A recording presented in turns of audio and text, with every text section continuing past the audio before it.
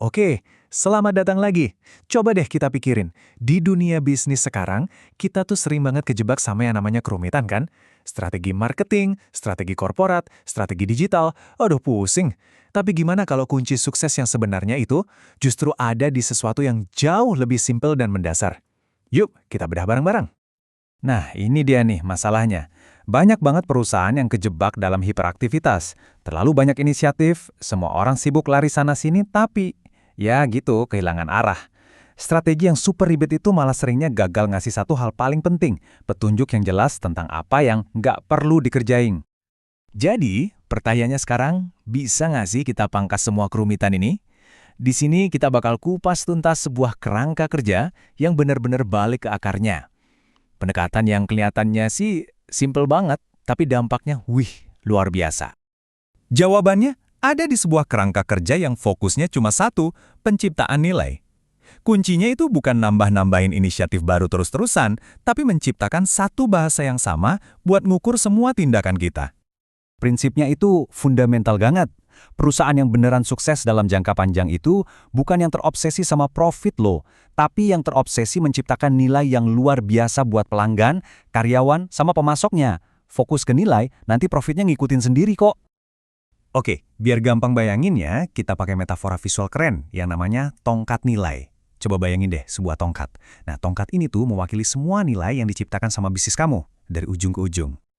Nah, setiap tongkat nilai ini punya dua ujung yang nentuin segalanya. Di ujung paling atas ada yang namanya willingness to pay atau WTP. Ini tuh harga maksimal yang rela dibayar sama pelanggan. Terus, di ujung paling bawah ada willingness to sell atau WTS. Ini kompensasi minimal yang mau diterima sama karyawan atau pemasok. Jarak antara dua ujung ini, itulah total nilai yang berhasil kamu ciptakan. Dan disinilah letak kejeniusannya. Simpel banget. Buat menciptakan lebih banyak nilai, atau ya bikin tongkat ini makin panjang, caranya cuma ada dua. Satu, naikin WTP pelanggan. Dua, turunin WTS karyawan dan pemasok. Udah, itu aja. Semua strategi, semua ide gila, pada akhirnya harus bisa jawab salah satu dari dua hal ini. Kedengerannya simpel banget kan? Oke, sekarang kita lihat gimana kerangka kerja ini beneran jalan di dunia nyata. Kita bakal bahas salah satu kisah comeback bisnis paling dramatis dalam beberapa dekade terakhir, Best Buy. Coba bayangin ya, tahun 2012, Best Buy itu udah di ujung tanduk, beneran, ruginya miliaran dolar. Dan semua analis, semua pakar udah pada bilang, udah tamat riwayatnya. Mereka itu kejepit di antara dua raksasa. Gimana enggak? Dari satu sisi, ada Amazon yang pilihannya bejibun dengan harga super miring. Dari sisi lain, ada Walmart yang ngejual barang-barang paling laku dengan volume gila-gilaan. Belum lagi pelanggan mulai pada showrooming, tahu kan? Datang ke toko Best Buy, lihat-lihat barang, pegang-pegang, pulangnya beli online yang lebih murah. Sakit kan? Awalnya, cara pandang Best Buy ini salah total. Mereka ngelihat internet itu sebagai musuh, sebagai pengganti toko fisik mereka. Jadinya, website mereka dibikin setengah-setengah, dianggap ancaman, bukan peluang. Terus, datanglah perubahan strategi yang super brilian. Di bawah CEO baru, Hubert Joly, pola pikirnya dibalik 180 derajat. Internet bukan lagi ancaman, tapi pelengkap. Mereka sadar website mereka itu justru bisa meningkatkan WTP atau kemauan pelanggan buat datang ke toko. Gimana caranya? Gampang. Mereka jamin harga di toko sama kayak online, plus ada opsi ambil barang di toko. Simple, tapi ini mengubah segalanya. Hasilnya? Wah, gila banget. Coba tebak. Di tahun 2019, e-commerce yang tadinya dianggap monster pembunuh malah nyumbang 20% dari total pendapatan Best Buy. 20%! Ancaman tadi diubah jadi salah satu pilar kekuatan utama mereka. Nah, itulah yang namanya memanjangkan si tongkat nilai. Hubert Joly sendiri ngerangkum perubahan mindset ini dengan sempurna. Daripada nyalahin keadaan industri yang lagi susah, mereka fokus sama apa yang bisa mereka kendalikan, cara mereka menciptakan nilai. Dan ini ngebawa kita ke sebuah wawasan yang kuat banget. Dan datanya ngedukung banget loh. Coba lihat aja nih, fokus buat jadi lebih baik di industri kamu sendiri itu bisa naikin profitabilitas hampir 11 poin.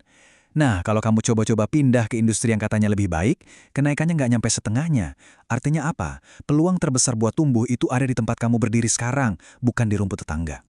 Jadi, kisah Best Buy tadi itu bukan cuma soal toko elektronik ya. Ini prinsip universal. Sekarang, yuk kita dalemin lagi inti dari semua ini. Gimana sih sebenarnya nilai itu bekerja? Oke, jadi setelah total nilai berhasil diciptakan, ingat kan si tongkat nilai tadi? Nilai itu bakal dibagi-bagi. Sebagian jadi surplus buat pelanggan, ini yang bikin mereka ngerasa dapat good deal. Sebagian jadi laba buat perusahaan, dan sebagian lagi jadi surplus buat karyawan dan pemasok. Mereka dibayar lebih dari batas minimum yang mereka mau terima. Nah, ini aturan mainnya yang paling penting. Ciptain nilai dulu, baru mikirin cara ngambilnya. Kamu nggak bisa dapat untung dari nilai yang nggak pernah kamu ciptain. Jadi fokusnya harus selalu bikin tongkat itu makin panjang, bukan cuma rebutan potongan kue yang lebih besar. Ini dia mantranya yang ngerangkum semua kerangka kerja strategi berbasis nilai ini. Kalau kamu terobsesi buat menciptakan nilai yang luar biasa buat pelanggan dan semua orang di tim kamu, percaya deh, kesuksesan finansial itu bakal datang sendiri. Jadi, aku tinggalin kalian dengan satu pertanyaan buat direnungin. Coba pikirin deh, di pekerjaan kamu, di tim kamu, atau di bisnis kamu, di mana peluang terbesar buat memanjangkan tongkat nilai kamu? Gimana caranya kamu bisa naikin WTP atau nurunin WTS? Jawabannya mungkin jauh lebih simpel dan jauh lebih powerful dari yang kamu kira.